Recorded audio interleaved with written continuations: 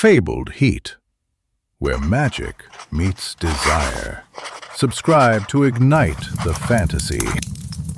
The air was heavy with the scent of ozone and hypocrisy, a noxious mix that clung to my skin like a bad omen. I crouched behind the rusted mana filtration unit, my fingers trembling against the cold steel as Rith's voice hissed in my ear through the communication crystal. Lyra, the diversion set, cast the damned spell already. The purple twilight bled through the Sylvan magical power plant's skeletal towers, casting long shadows that felt like accusations. I hated this place, its humming wires, its arrogant human engineers, its teeth sunk deep into the forest's throat. But as I pressed my palm to the monowater inflow pipe, the spell sticking like tar in my throat, I hated myself more. The pipe vibrated beneath my touch, alive. I'd studied these systems for months, how the reactor balanced on a knife's edge between magic and machine. One disruption, and now Lyra, I exhaled, and the world narrowed to the script of runes burning behind my eyelids. The spell unspooled from my ribs, siphoning mana from the pipe. For 64 seconds I held it, sweat stinging my eyes, then release. The backlash knocked me sideways, alarms screamed. Somewhere deep in the plant, a sound like a god clearing its throat shook the earth. Oh ancestors, what have I done? Purple ash fell like snow, casting a morbid silence over the devastation. I staggered through the smoke, my invisibility spell fraying at the edges. The reactor building was gone, not damaged, gone.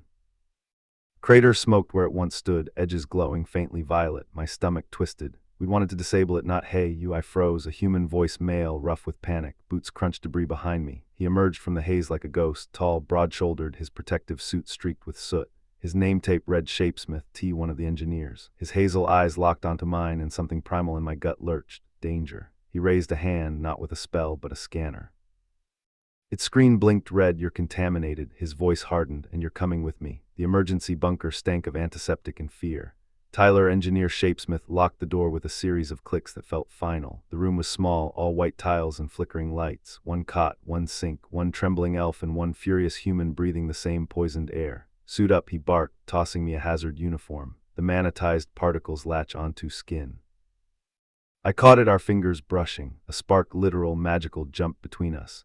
He yanked his hand back as if burned. What were you thinking? He slammed a fist against the wall. Do you have any idea what you've unleashed? You're the ones who built a bomb in the forest. I shot back, but my voice cracked. The cot creaked as I sank onto it, the weight of the crater pressing down. He stared at me, chest heaving. Then slowly he sat on the floor, back against the door, a jailer and prisoner both. We have to stay here, he said quietly, for 48 hours, or the radiation kills us. A laugh bubbled up, hysterical. So we're trapped. Yes, his gaze met mine, unreadable. And you're going to tell me who else was with you? Hours bled together. He didn't touch me, didn't have to. The bunker throbbed with tension thicker than the monostatic in the air. We argued over rations, over ethics, over the way his sleeves tightened around his biceps when he crossed his arms. He was obstinate, brilliant. Infuriating. Your people act like we're pillagers, he growled during hour 18, scrubbing a hand through ash-dusted hair.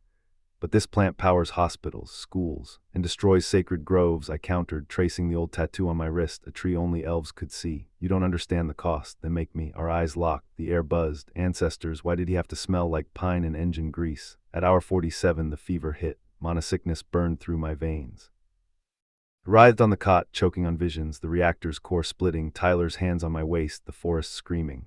Lyra, his voice distant, then his arms solid, real around me. You're burning up. D, don't shut up. He pressed a damp cloth to my forehead, his touch shockingly gentle. I've got you. The world blurred. His heartbeat thudded against my ear, steady as a drum. Enemy, ally, something else. When the bunker door finally creaked open, dawn light slicing through the dark, he still held me. Arrest you, I whispered. His thumb brushed my cheekbone, fleeting. Run. Now I ran, but not far enough. As I emerged from the bunker, the bright light of dawn hit me like a slap. I squinted, my eyes adjusting slowly. The world was quiet, the only sound the distant hum of rescue teams. I took a deep breath, the cool air filling my lungs. I had to get out of there, had to find Rith and the others, but as I turned to run, I felt a hand on my shoulder. Tyler. I spun around, my heart racing.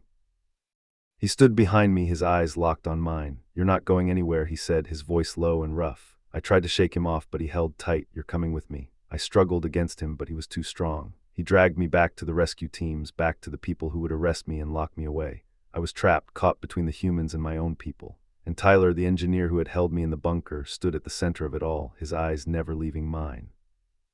I knew then that I had to escape, had to find a way out of this mess. But as I looked into Tyler's eyes, I wondered if I could ever truly be free.